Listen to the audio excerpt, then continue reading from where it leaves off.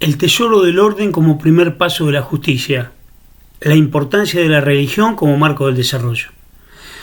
La automatización de los procesos y el consecuente reemplazo del trabajo humano destinado a la producción de bienes y servicios a ser aplicados a la satisfacción de las necesidades ha producido un abanico de consecuencias prácticas. La computarización de la vida y su ogro, el desplazamiento hacia actividades financieras como campo de máxima fertilidad en la generación de riqueza. El surgimiento de un nuevo espacio existencial, la nube, Internet, con sus labilidades, impulsando la multiplicación de las liviandades y de la condición efímera de las cosas, y la nueva realidad que nos condiciona a todos. A los viejos, cuando nos negamos a intentar comprender el presente, este mundo terriblemente emocionante y tan difícil de entender que ha devenido. A los jóvenes, cuando creen que no tienen nada que aprender del pasado, en esto de disfrutar del mundo de las pantallas. Y en este marco, la explosión de las desigualdades, como en el caso de la Revolución Colombiana. En este marco es más importante que nunca detectar y aprovechar oportunidades. Entre estas resalta una: tener presente la religión como factor social relevante. Es urgente captar la condición entrópica de la religión, porque allí está su importancia fundamental. Las religiones generan estructuras, libertades y solidaridades en la sociedad. Generan estados de orden, y aquí está la promesa de porvenires felices. Un proceso revolucionario es un ejercicio esencialmente entrópico. Es pasar de un estado de tensión a uno de desahogo. Desde un estado con mayor energía interna, condición altamente tensionante debido a las desigualdades, con riqueza acumulada por la clase social acomodada y la pobreza azotando a la mayoría social, y con mayor orden social, vale decir con menor entropía, los pobres y desfavorecidos admitiendo pasivamente su realidad. De esta situación inicial se pasa a un estado con menor energía interna. La baja de la tensión social se produce debido al proceso de distribución de la riqueza, y además con menor orden social, o sea, mayor entropía. Los pobres y desfavorecidos se rebelan y rompen los moldes de comportamiento. Como decíamos, la cuestión entrópica lo impone. Pasar de un estado de menor entropía a uno de mayor entropía se da naturalmente. Significa pasar de un estado de paz a uno de revolución. Debemos destacar que lo más difícil es hacer el camino contrario, pasar de un estado de mayor entropía a uno de menor entropía. Eso es mucho más problemático. En términos sociológicos, significa pasar de un estado de paz. En términos sociológicos, significa pasar de un estado de revolución a uno de paz. Y eso exige la aplicación de trabajo, a veces mucho trabajo. ¿Cuál es la tarea de la nación? La tarea fundamental de la nación pasa por evaluar la realidad, definir qué es lo que hace falta, definir con qué contamos para obtenerlo y a partir de allí definir las acciones. Se impone el análisis estratégico fundamental, definir la conveniencia en la ejecución del cambio y, llegado el caso, la concreción, incluso de la revolución. Por eso creo, sinceramente, que de pronto la revolución en Colombia es necesaria, es verdaderamente y sanamente necesaria. Pero no tiene por qué ser violenta. Ojo, revolución no significa necesariamente marchas y violencia en las calles. Revolución es encontrar, construir y ejercitar los canales de la petición colectiva sobre cuestiones sobre las cuales hay un acuerdo social para demandarlas. Revolución es que la duración de las jornadas laborales se acorten, 8 horas por día, 5 días por semana.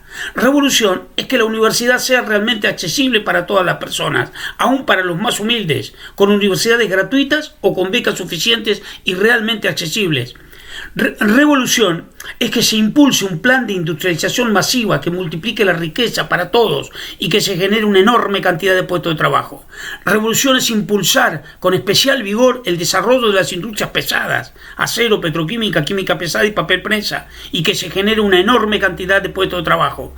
Revolución es que se hagan planes de construcción de viviendas que mejoren la calidad de las casas de todas las personas y que se genere una enorme cantidad de puestos de trabajo. Revolución es implementar un plan masivo de energías ecológicas, con fabricación de equipos e instalación de emprendimientos y explotaciones, y que se genere una enorme cantidad de puestos de trabajo. Revolución es que se cree un sistema de salvataje social, asegurando un ingreso mensual para todas las personas que no se puedan insertar en el mercado. Todas estas cosas se pueden hacer pacíficamente, hasta gradualmente. Incluso este mismo gobierno podría hacerlo si se lograra persuadirlo. Porque una revolución no necesariamente implica que se cambie el gobierno. Lo que sí necesariamente debe pasar es que cambien los objetivos del gobierno. Esta sería una bellísima y muy eficiente revolución. Y para hacer esta revolución ya contamos con el elemento imprescindible. Poseemos una sociedad muy ordenada. Esta es la sociedad que será revolucionada. Recalcamos, esto es absolutamente relevante. En Colombia, más allá de la coyuntura de los disturbios actuales, hay una sociedad ordenada, gracias a Dios. En este aspecto central debemos destacar que la nación colombiana en muy buena medida asienta su ordenamiento y afecto mutuo en la existencia de complicidades espirituales entre los colombianos. La nación colombiana, en su enorme mayoría, cree en Dios y en una proporción elevadísima es practicante, fundamentalmente en la Iglesia Católica, pero sobre otras confesiones también. Esas religiones aportan orden a la sociedad. Y eso es un verdadero tesoro, porque mantiene a la nación presta para hacer la revolución necesaria, la revolución de la paz y del amor. Creo que ante el marco vigente sería buenísimo aplicar la imaginación, la creatividad social.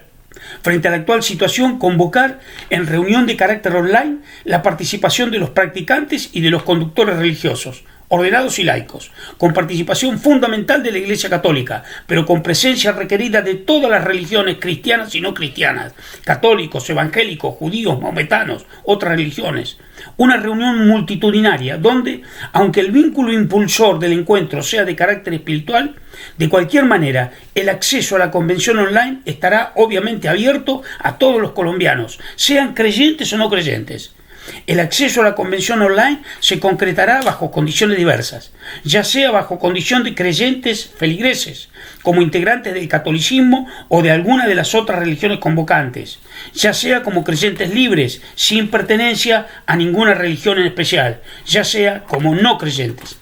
A esta mesa se convocará, además, la participación de todos los partidos políticos, los sindicatos, las asociaciones profesionales, las universidades, las fuerzas vivas.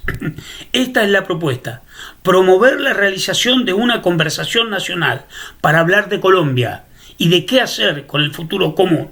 Una conversación profunda y abarcativa, concretada alrededor y bajo la coordinación de las corporaciones religiosas. Y que en esta mesa de diálogo se elabore y se presenten los trazos fundamentales de una propuesta de acción política, social y económica. El núcleo estratégico de este camino pasa por aprovechar el que tal vez sea el ámbito conversacional más amplio y abarcativo con que cuenta la nación colombiana, el ámbito de la fe, para sostener la imprescindible conversación que la historia y la actualidad imponen.